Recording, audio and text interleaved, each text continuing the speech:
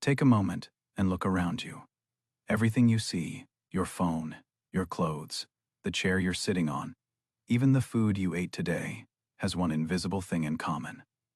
Money. It moves quietly through our lives. We earn it, we spend it, we worry about it, we dream about it, and yet very few people ever stop to ask a simple question. Where did money really come from? Not coins, not paper, not banks or numbers on a screen. But the idea itself, because for most of human history, money did not exist at all. There were no prices, no salaries, no wallets, only people. Trying to survive. Imagine waking up in a world where nothing has a price, where you cannot buy food, where you cannot pay for help, where survival depends entirely on what you can make, hunt, or trade with your own hands. This was the human world for tens of thousands of years. Before money, life moved slowly. People lived close to the land. They hunted animals, gathered plants, and shared what they had inside small groups. Trust was personal. Exchange was direct. If you had meat, you shared it. If someone had tools, you borrowed. Everything depended on relationships. But as human groups grew larger, something began to change. People wanted things they could not make themselves. A farmer needed tools. A hunter needed shelter. A potter needed food. So humans did what they always do. They traded. This was the birth of barter, the exchange of goods and services without money. You give me grain, I give you meat. Simple. At first, but only in small worlds, because barter has a problem. A big problem. Imagine you have fish. You want shoes, but the shoemaker does not want fish. He wants grain, so now you must find someone who wants fish and has grain. Then take the grain to the shoemaker. This is called the double coincidence of wants, and it makes life slow, frustrating, and uncertain. As villages turned into towns and towns into cities, barter began to break down. Human society was growing, but its system of exchange was still primitive. People needed something new, something everyone would accept, something easy to carry, something that could store value over time. They did not know it yet, but humanity was about to invent one of the most powerful ideas ever created: money. But here is the strange truth. Money was not invented by kings, not designed by philosophers, not planned by governments. Like many of the most important human discoveries, it emerged slowly from mistakes, experiments, and survival needs. The earliest forms of money were not coins. They were objects people already trusted. In different parts of the world, different things became money.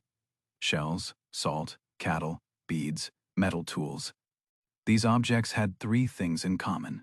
They were useful, they were limited, and people believed in their value. Belief is the key, because money, at its core, is not metal or paper.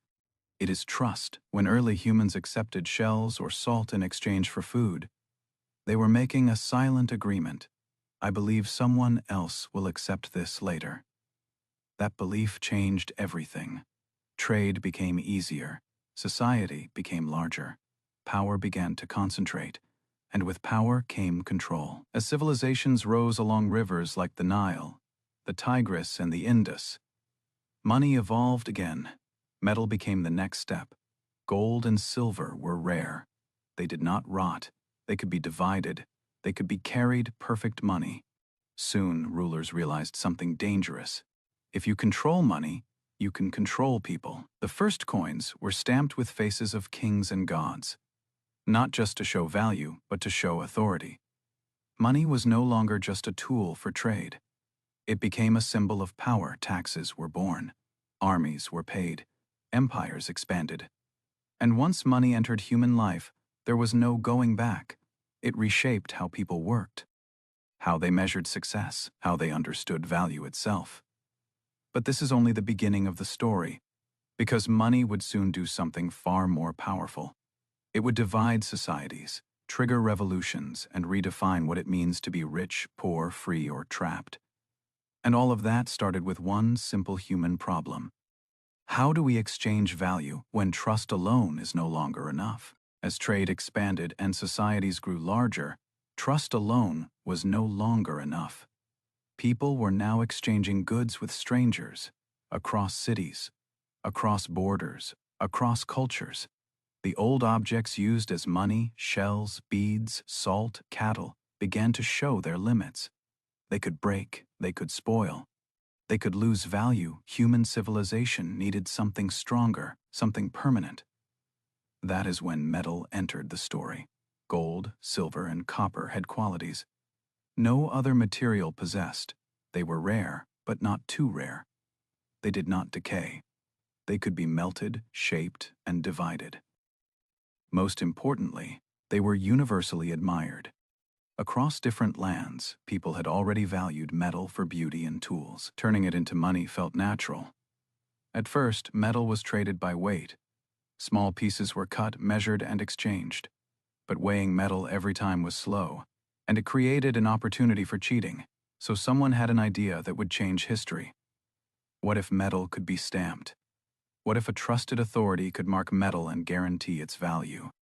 This simple idea gave birth to the coin. The earliest known coins appeared around 600 BCE in the ancient kingdom of Lydia, in modern-day Turkey. They were made of electrum, a natural mix of gold and silver.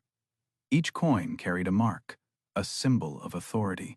That mark said one thing: you can trust this. But here is the deeper truth.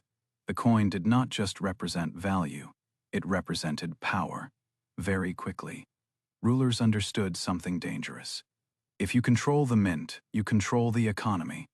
Kings began stamping their own faces onto coins, not for decoration, but for dominance.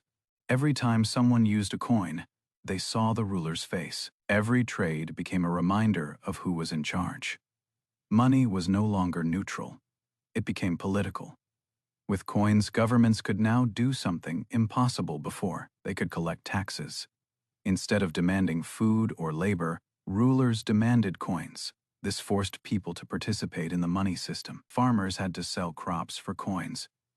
Workers had to accept wages. Markets expanded.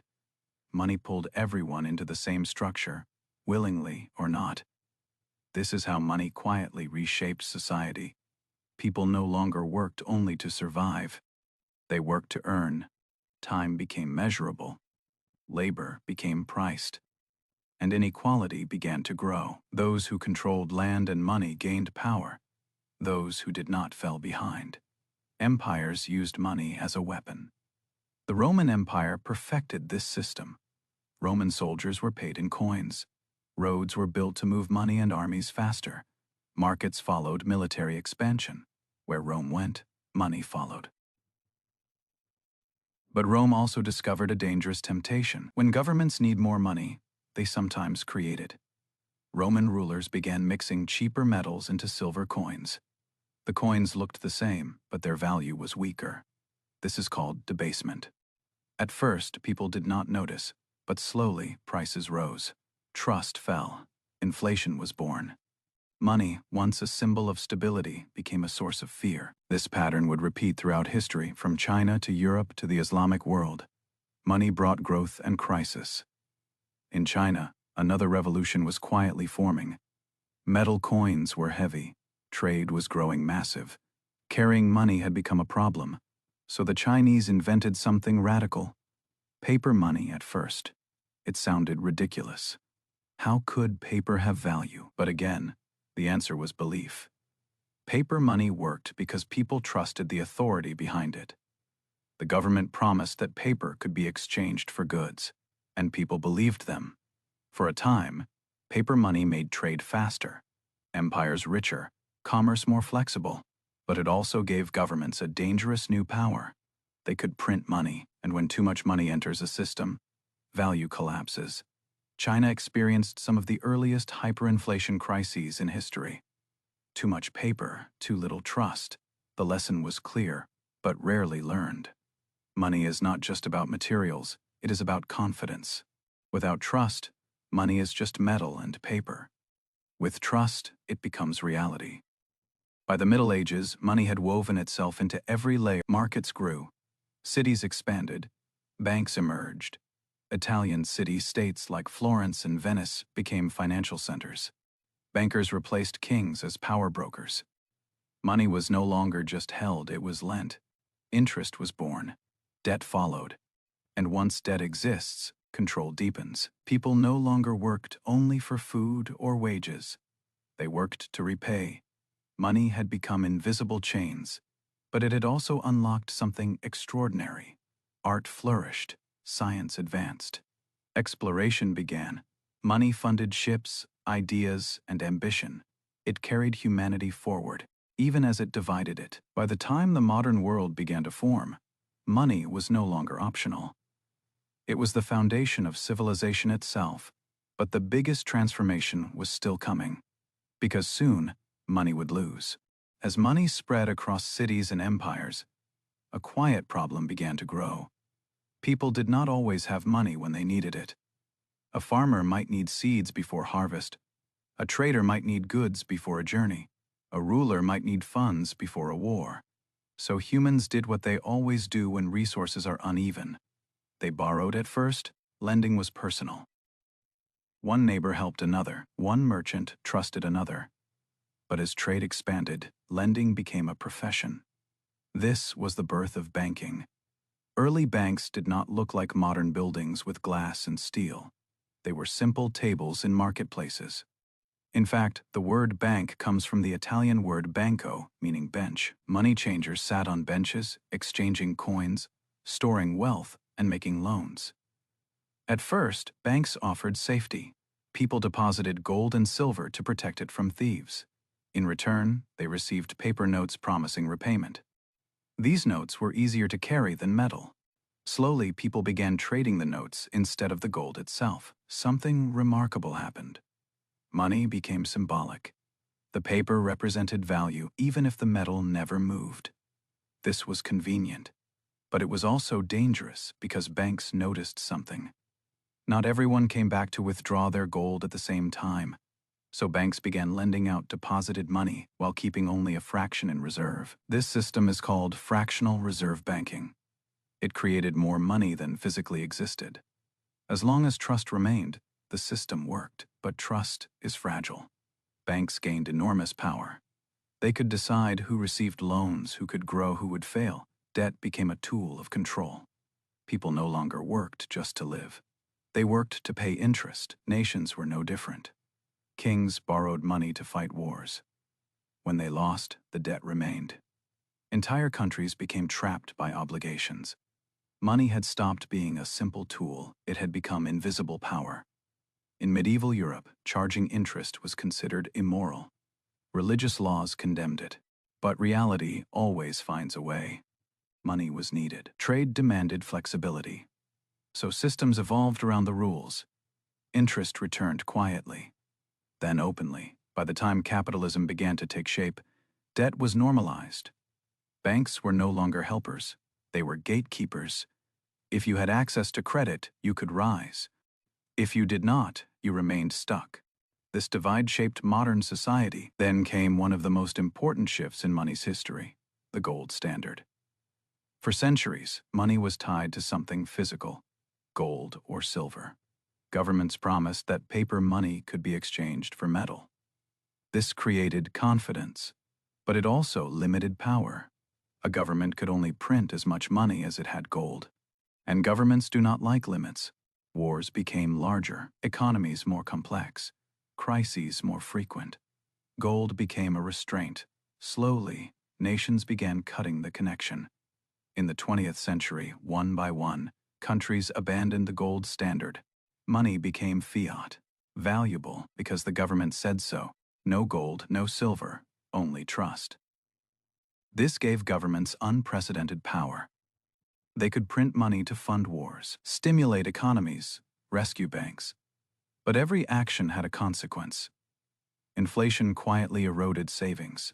Currency crises destroyed livelihoods.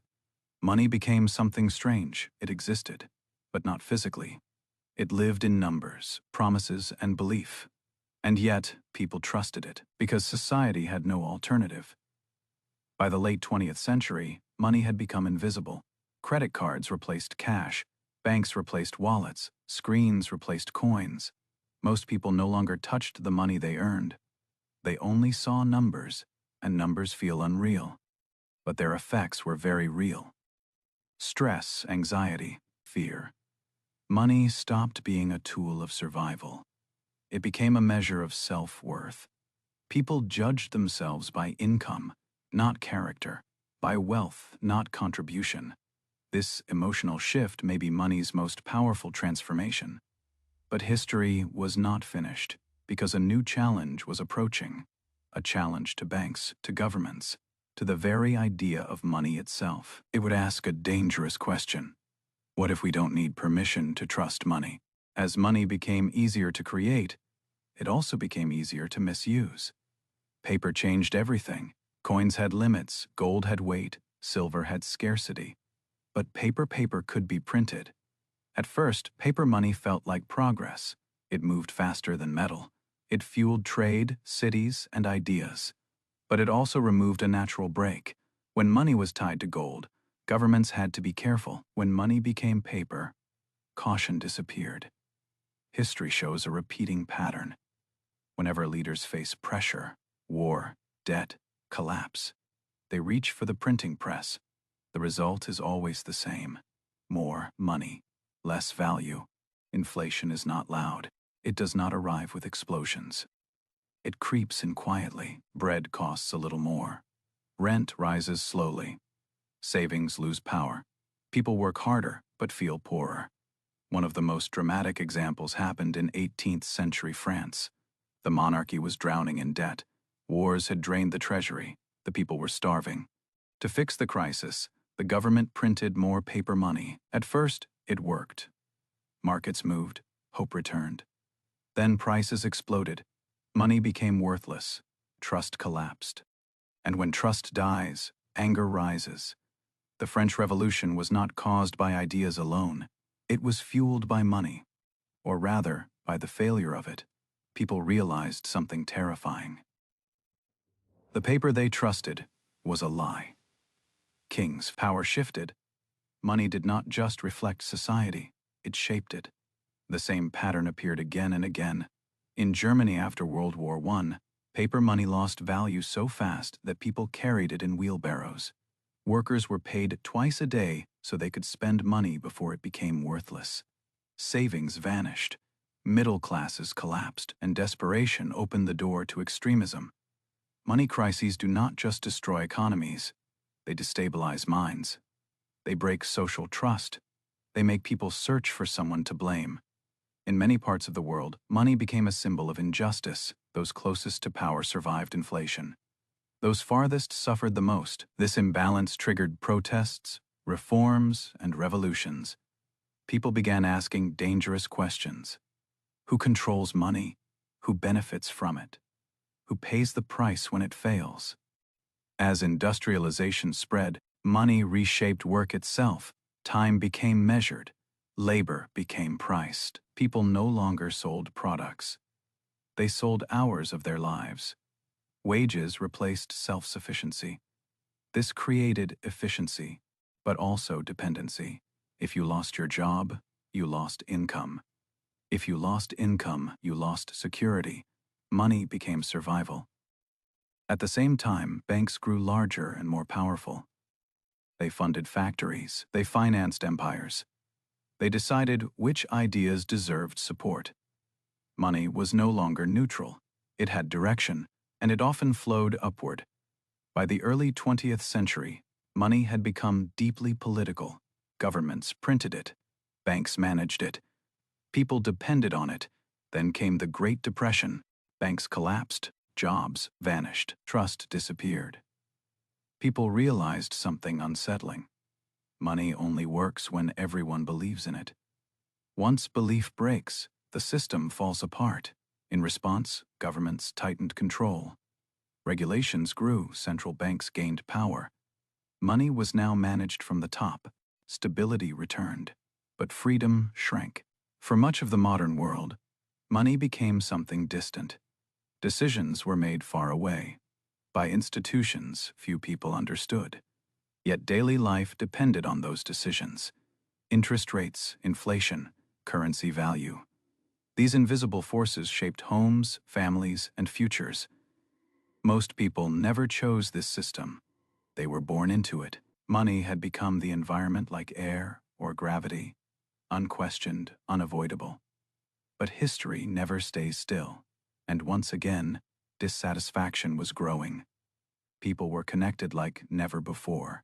Information moved freely, and a new idea was about to challenge the old order. An idea that asked, what if money did not belong to banks or governments? That question would lead to the most radical experiment in money since the first coin was struck. By the late 20th century, money had begun to disappear. Not suddenly, not dramatically, quietly. Coins were used less. Cash stayed in wallets, and numbers took over. Credit cards arrived first. They promised convenience, no heavy coins, no counting bills, just a swipe. At first, credit felt like freedom. You could buy now and pay later. But credit has a shadow. Spending feels painless. Debt grows silently. People no longer felt the weight of money leaving their hands. They only saw numbers change on a screen. This small psychological shift changed behavior forever. Consumption increased, savings weakened, debt became normal. Money was no longer something you held. It was something you owed. Banks and financial institutions expanded their reach. They collected data, managed accounts, tracked behavior. Money became digital, but control remained centralized. Then the internet changed everything. People could send information instantly across the world. Messages, images, ideas, but money still moved slowly and it still needed permission. Transfers took days. Fees were high. Banks stood in the middle. The system worked, but many felt trapped by it. Especially after financial crises. In 2008, the global economy shook. Banks collapsed.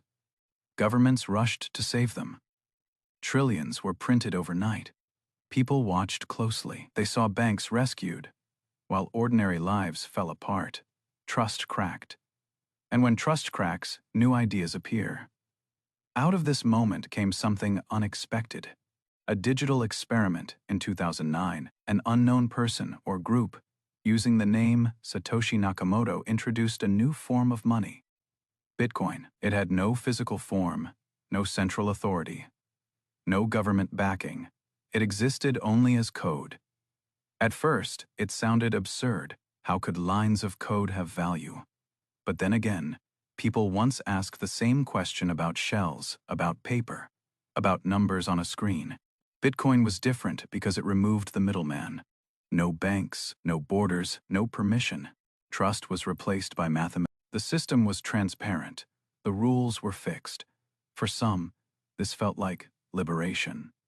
For others, chaos. Digital currencies challenged everything humans believed about money. Who controls it? Who creates it? Who decides its value? Governments reacted quickly. Some resisted, some regulated, some observed. Meanwhile, digital payments exploded. Mobile wallets, online banking, instant transfers. Money moved at the speed of thought. Today, most money never becomes cash at all. It is born digital. It lives in databases. It dies with a click. And yet, people trust it. They wake up, check balances, make plans, all based on numbers that cannot be touched. This raises a quiet but profound question. If money is now invisible, what exactly are we trusting? Institutions, systems, or each other? The future of money is still being written. Digital currencies may grow, cash may fade, new systems may rise, but one thing remains constant. Money has never been about metal, paper, or code. It has always been about belief. Belief that effort has value, belief that tomorrow will come, belief that others will accept what we accept. Money is a shared story, and like all stories, it only works when people agree to believe in it. At this point in the story, money may feel overwhelming. It has powered civilizations, it has built cities, it has started wars and ended lives, and yet it is still just an idea. An agreement, a shared belief. Money has never lived in coins or paper. It lives in human minds. Long before banks, humans trusted each other. Long after paper fades, that trust will still matter. Every form of money in history has followed the same path. First, it feels magical. then it feels normal. Finally, it becomes invisible. Shells once felt powerful, gold once felt eternal, paper once felt modern. Now numbers feel real, but the pattern never changes. Money works when people believe in tomorrow. When a farmer accepts coins, he believes the coins will buy food later. When a worker accepts wages, she believes effort today means security tomorrow. When a nation prints money, it believes people will still trust it. When that belief breaks, money collapses. This is why money crises hurt more than economies. They hurt trust, they damage relationships, they change behavior, they make people fearful, and fear spreads faster than inflation. But there is another side to this story. Money has also allowed cooperation on a massive scale. It lets strangers work together. It connects farmers to cities. It turns ideas into reality. Hospitals, schools, roads, art. Money is not good or evil. It is a mirror. It reflects what societies value. If a society values growth at all costs, money becomes ruthless. If a society values fairness, money becomes a tool. The future of money will not be decided by technology alone. It will be decided by values. Digital money may grow, cash may disappear, new systems may replace old ones, but humans will still ask the same questions they have always asked. What is fair? What is enough? What is worth trusting? Perhaps the most important lesson from the history of money is this: money should serve. When money becomes the goal, life shrinks. When money becomes a tool, life expands. And this brings us back to you. Right now, listening to this story, money may feel stressful, or distant, or necessary, but remember this: you are not your income. You are not your balance. You are not your debt. Money is part of your story, but it is not the whole story. Every generation reshapes money in its own way. The story of money is still being written. And like every story that matters, its ending depends on what people choose to believe next. Faye comments CTA calm and natural before you go. I'd love to know something simple. Where are you watching from today? Tell me your country or city in the comments. It's always amazing to see how far these stories travel. And if this story helped you understand both money and English a little more clearly, feel free to like the video and subscribe to English DeepCast for more calm, story-based English journeys. Thank you for listening.